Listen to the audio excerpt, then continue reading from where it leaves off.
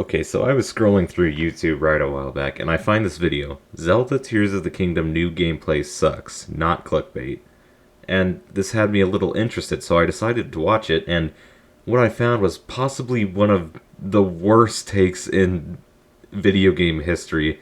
I figured I should share it with you guys and give my own opinion. Well, it happened. The gameplay came out and my worst fear was confirmed. So right here, he already sets you up with this big thing that this is going to be horrible, and he's just ready to drop it all, so get ready. Zelda Tears of the Kingdom is going to be complete trash. Now that's a pretty big statement considering the game isn't even out yet. We've only seen a smidget of gameplay, and I think it's a little weird he's judging it already, but I digress. Before you click off, before you're a big Tears of the Kingdom fan, build Zelda fan, just wanting to find something to confirm your hopes and dreams of this game being good, just hear me out. Because, to be honest, I wanted this game to be good too. I had big, high hopes for this game. I've been waiting for 5 years to play this thing. I bought all the DLC for Breath of the Wild. This was supposed to be everything that Breath of the Wild wasn't. Now I actually agree with this. The Legend of Zelda Tears of the Kingdom is supposed to be everything Breath of the Wild wasn't. It's supposed to add so much more, add more gameplay, so much more story, everything. It's supposed to be the bigger and better little brother of Breath of the Wild, which, from what I've seen, it looks like it's going to be, so I'm interested in to hear what he says. And after this most recent gameplay, there are two glaring issues, game-breaking issues with this game that cannot be fixed with a patch. It cannot be fixed with a DLC. It is literally the core mechanics of this game that are going to be so detrimental to the franchise. And I wish that I was wrong. I hope that I'm wrong. But after seeing this gameplay footage, I'm not. This is my worst fear confirmed for Zelda Tears of the Kingdom. So there's two major issues. The first is bad, but the second is just completely horrible that I am probably not even going to buy the game on release date just because of this. He's probably going to buy it. That's probably just a bluff or some bullcrap, like, honestly. So the first thing that I noticed after seeing all these people play this game is Nintendo. That Tendo? Is that supposed to say Nintendo? Okay, subtitling problem. Let's move on. Freaking forgot what Zelda was about. They forgot what made this game so great. The open world exploration, the feeling of finding something new for the first time. They traded that in for literal of like puzzles. Like we're in school, we're trying to solve like a little puzzle. Like this whole game is just like a little computer puzzle game. You do know what a Zelda game is, right? Zelda games are built off of puzzles. That is literally the point of Zelda games, to solve a puzzle to get to the next section. That is how they work. You either do that by combat or by using your brain. That's just how Zelda works, bro. Like, let's keep watching. That you do in school when you're trying to learn about physics and you're trying to drop the water in the bucket. Like if I wanted to play a game about finding puzzles and stuff like that, I could literally go on Addicting Games mini clips. There's a bunch of literally free Flash player games that have the same exact mechanics as this. Yeah, because those games, they're all about floating sky islands, but I just can't get over this. Like, Zelda is about puzzle games. In fact, some of my favorite game mechanics are the puzzles. There's specifically one that I really like. It's the Eye in Skyward Sword, because you have to think about it. You have to think about what the eye does and what you're doing. And here's how it goes. You can't shoot the eye with your slingshot. You can't hurt it. You can't slash it. You have to make it dizzy so it falls off. I love that puzzle because it really makes you think. It makes you experiment and makes you try out. Fun and silly, but then the answer hits you. Oh my god. Alright, well that's still pretty good because I didn't remember that. And that's the point of Zelda, going from one area to the next, solving puzzles, and getting that little good feeling when you fix every puzzle. Like, I don't want to be playing a video game trying to think about solving a puzzle and think about gravity and weight and all that kind of freaking crap. I want to be playing a video game whooping mother effing heads. And I'm not going to be able to do that because all this game is basically a puzzle simulator. They should call this game Zelda Puzzle Simulator with the amount of puzzles that they're putting in it. It's interesting. He says he played Breath of the Wild, right? Yeah, that's what he said. There are shrines there. He knows what the shrines are, right? There's 120 puzzles. Each of those have a puzzle to get to the end, and there's 120 of them, and some of them have like 1 to 4 puzzles each. Like, how'd you get through those, man? Was that your least favorite part of the game? It doesn't make sense. And I know people are gonna be like, oh wait, but like the dungeons and stuff are puzzles. I'm not talking about those type of puzzles. I'm talking about, look, like this. What is this? Building simulator, guys. If you ever played Banjo-Kazooie, it was one of the greatest open world experiences of all time. It was literally revolutionary to the gaming system. And when they came out with the sequel, you know what they tried to do? They said Banjo-Kazooie nuts and bolts. And basically, it was a Banjo-Kazooie game that went from a free open world game to a building game.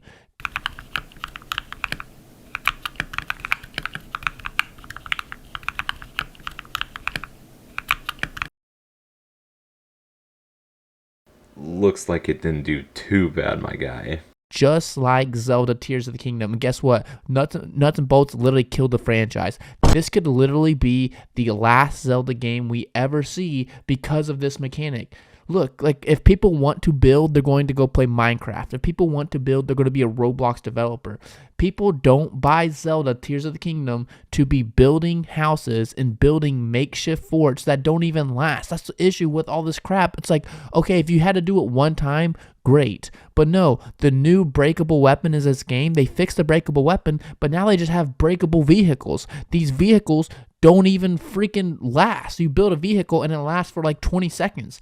I want to be able to, if I'm going to build a vehicle, if I'm going to spend hours crafting a vehicle, I want it to last more than just 10 seconds. Link has a battery powered thing on his hip that fuels these so-called vehicles that last for like 10 seconds. So if you're going to try to traverse or fly across the world, you literally can't, or you're literally just going to get like an extra little jump. They're basically putting all these mechanics in here to hide the fact that there's really nothing new with this game. There's nothing really new to explore.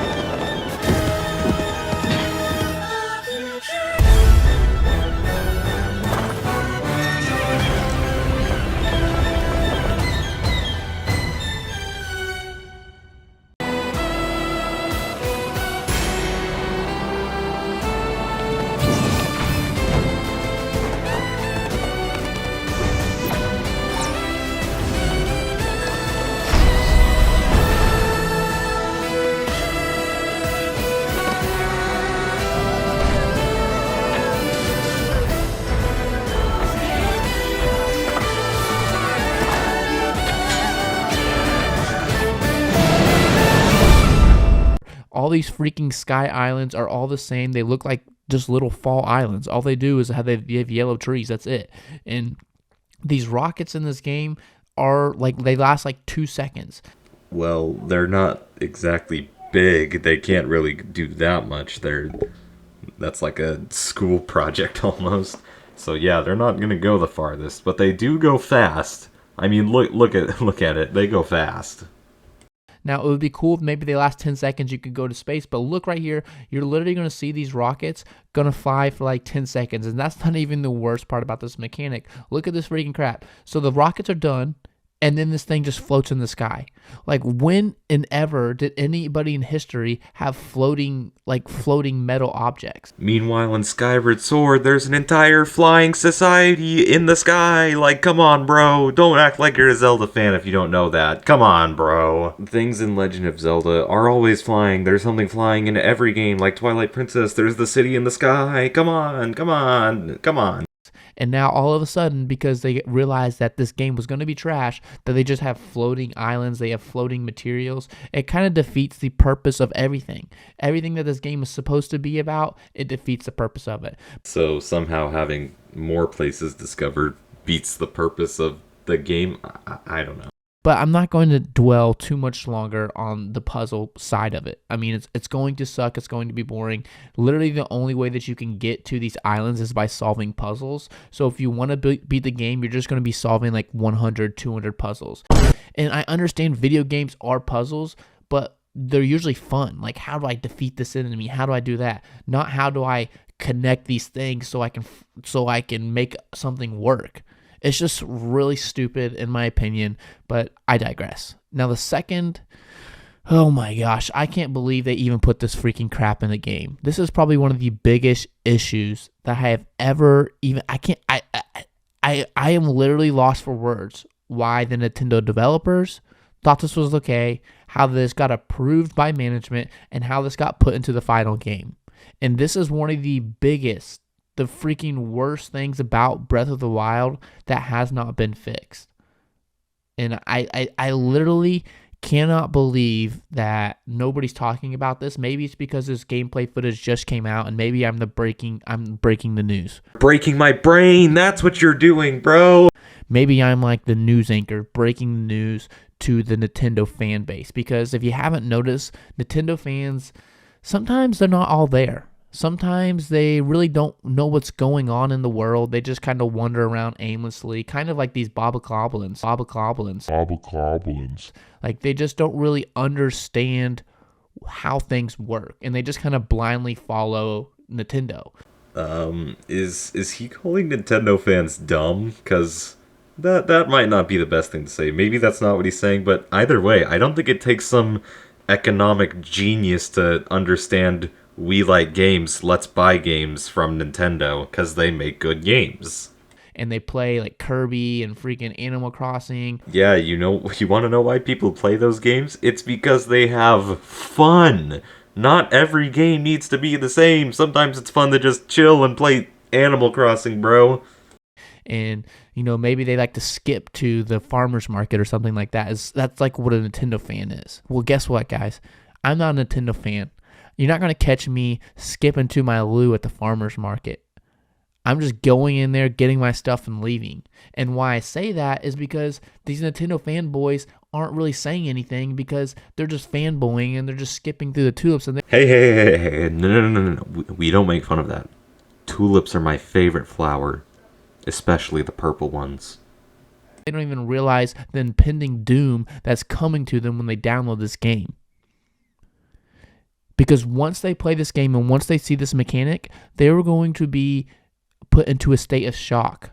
They're going to be put into a state of frozen osmosis when they realize that not only did Nintendo make Zelda Breath of the Wild exploration game into a literal puzzle simulator, they then had the audacity, the precocity to add the most horrid part of the game back.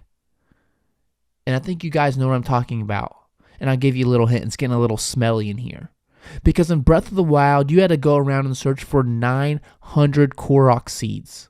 And they helped you upgrade your abilities. But what was the point of getting 900? Well, you brought it to the big Korok at the end of the day. And what did he bring you?